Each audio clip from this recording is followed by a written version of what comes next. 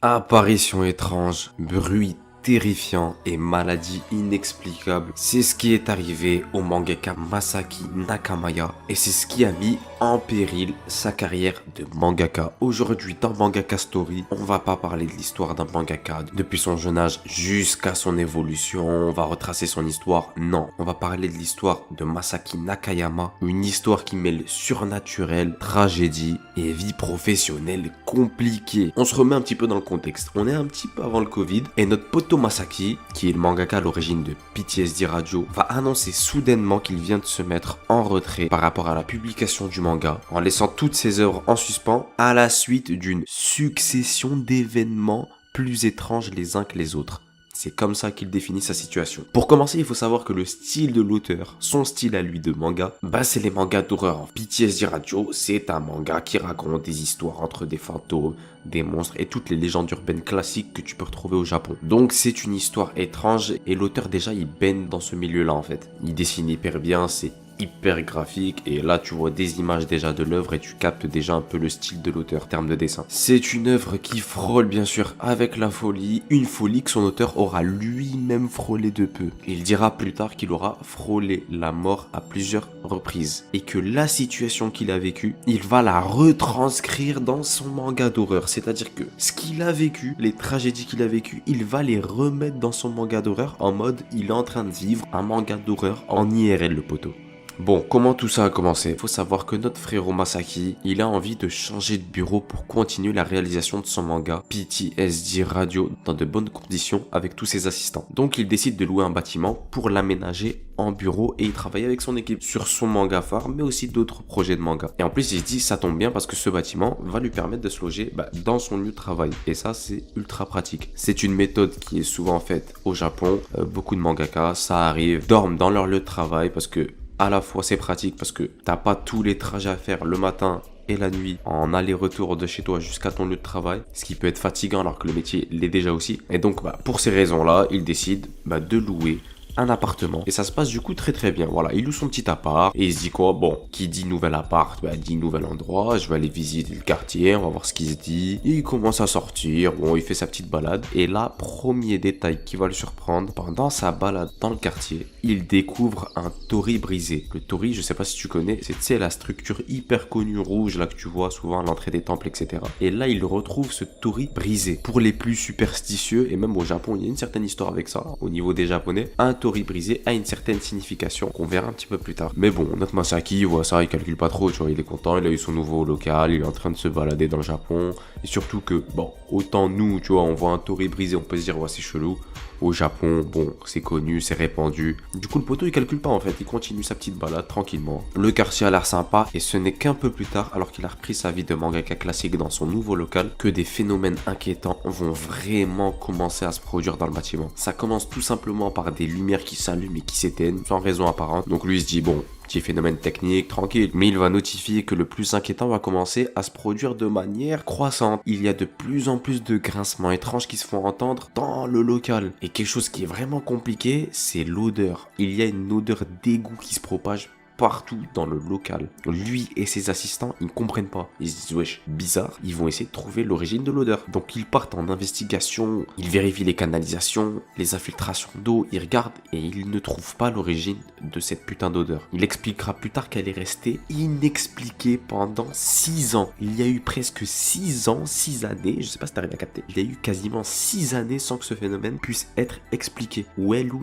nada. Et comme je t'ai dit, ça ne va qu'augmenter. Après l'odeur ainsi que les bruits un petit peu chelous, les grincements étranges, les assistants et membres de l'équipe du mangaka qui sont aussi des témoins vont dire que les manifestations les plus inquiétantes et les moins rationnelles, il y avait des bruits de grattement dans le plafond. Je sais pas si t'arrives à imaginer. Enfin, eux, ils entendaient des bruits de grattement dans le plafond. Le seul souci, c'est qu'il n'y a personne au-dessus d'eux. Et en fait, à chaque fois qu'il y avait un événement comme ça, ils partaient directement en investigation en mode wesh, choc barre de baiser, qu'est-ce qui se passe? Ils viennent d'où ces sons? Et ils partaient à la recherche de ces sons et ils ne trouvaient pas. Bon, je vais pas te mentir, dans ce cas-là, bon, si on était tous amenés à vivre des trucs comme ça, je vais pas te mentir que le poteau propriétaire du local, je vais le voir gentiment, je lui dis merci, merci pour tout, arigato, le mois prochain tu me vois plus poteau en fait. Voilà, c'est simple, je te paye mon dernier mois, salam alaikum, me casse. Mais Masaki le poteau en fait, lui, ce bousillé de la life, il se dit quoi? Il se se dit, bah en fait, d'accord, certes c'est chelou, mais je vais m'en inspirer en fait et je vais clairement mettre ça dans mon œuvre d'horreur. Et il va le faire normal ce malade. Donc il va clairement mettre ce qu'il vit au jour le jour dans son manga. Sauf qu'il est loin de capter à ce moment-là que les choses vont prendre une tournure des plus critiques. Mais à ce moment-là,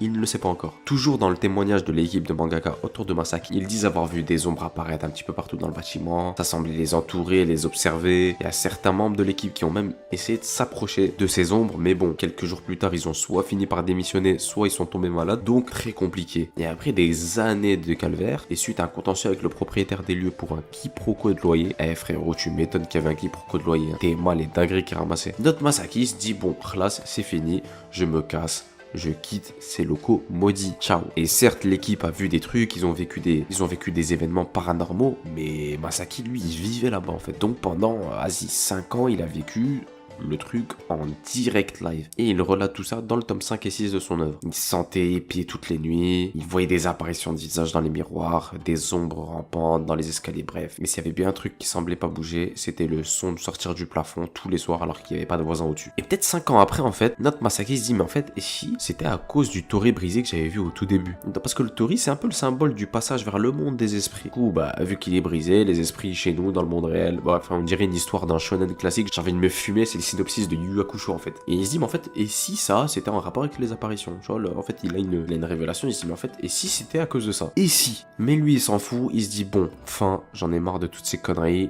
il y a beaucoup de mes assistants qui sont partis, certains ils sont traumatisés, même moi je suis traumatisé, je veux déménager et il va le faire. Il va déménager et c'est le début d'une nouvelle vie pour Masaki. Il retrouve des couleurs, ses assistants sont sympas, son œuvre continue, elle se vend à des millions d'exemplaires et tout ce que je viens de dire est totalement faux. Ça c'est lui ce qu'il se dit en déménageant, il se dit que ça va bien se passer, mais rien du tout. Parce que oui, lorsqu'il déménage, il est soulagé, il n'y a plus d'apparitions bizarres. Notre Masaki se dit, là je vais enfin pouvoir revivre normalement, c'est bon, c'est fini. Un jour totalement anodin, il se lève, il fait sa vie tranquillement, il se guette sur le miroir et là, il voit un hématome autour de sa bouche. Je dis bizarre. Les jours qui suivent, il va avoir des marques qui vont se mettre en place sur la totalité de son corps. En plus d'une très grande fatigue pour le mangaka. Il se dit wesh.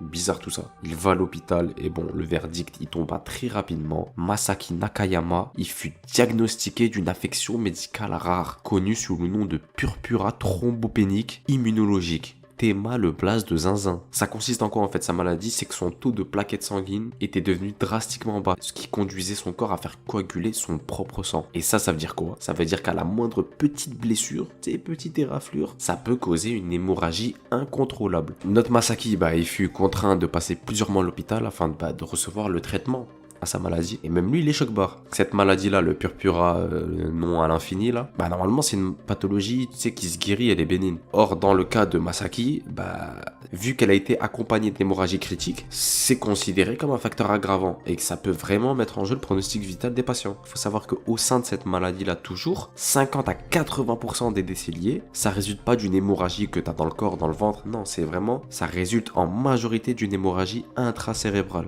Et le premier médecin qui a diagnostiqué la maladie chez notre Masaki, il lui dit poto, fais bellec, t'es un peu en danger de mort là en fait, au moment de la consultation. Et là, c'est la goutte de trop. Bon, il se dit, je dois mettre pause à ma carrière de mangaka, c'est un peu chose qui se passe. Il décide de mettre terme à son manga PTSD Radio. Il finira l'histoire sur un cliffhanger, en conclusion du tome 6, mais tu sais, c'est les sortes de fins un peu ouvertes. Masaki n'a pas décidé de mettre fin à sa carrière, il a juste décidé de la remettre à plus tard. Il travaille actuellement sur d'autres projets, sur une autre histoire d'horreur, etc., qui cette fois-ci ne sera pas inspirée de ses propres expériences.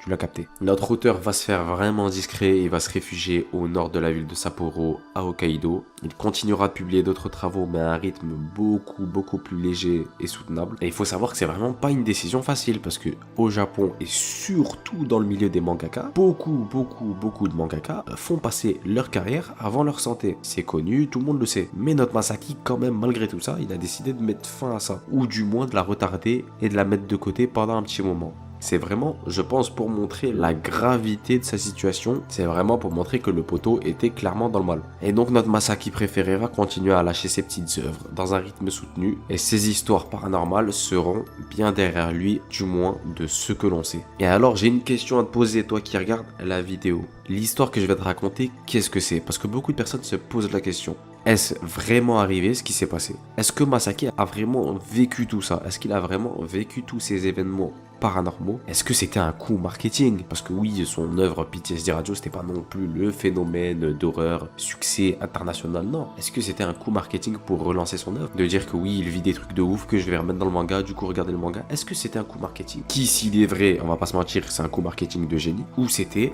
un épuisement professionnel? Les mangakas sont extrêmement éprouvés, ils sont dans une situation de fatigue très souvent, et il est pas anodin de voir des mangakas faire des burn-out, avoir des maladies cheloues en fonction de la fatigue, tu vois, ou avoir même des coups de fatigue extrêmes, et que quand t'es dans cette situation-là, tu peux bien sûr croire, voir des choses, entendre des choses, t'es pas bien dans ta tête. Cette histoire c'est quoi? La vraie histoire d'un mangaka? Un coup marketing? Ou une histoire qui est due à un épuisement prolongé? Je te laisse te faire ton avis, dis-moi dans les commentaires ce que t'en penses. C'était tout pour ce nouvel épisode de Mangaka Story, n'hésite pas à mettre la cloche, à t'abonner, à liker pour ne rien zapper des prochaines vidéos. Et en parlant de prochaines vidéos, je te dis à plus pour la suivante, c'était Alto-san.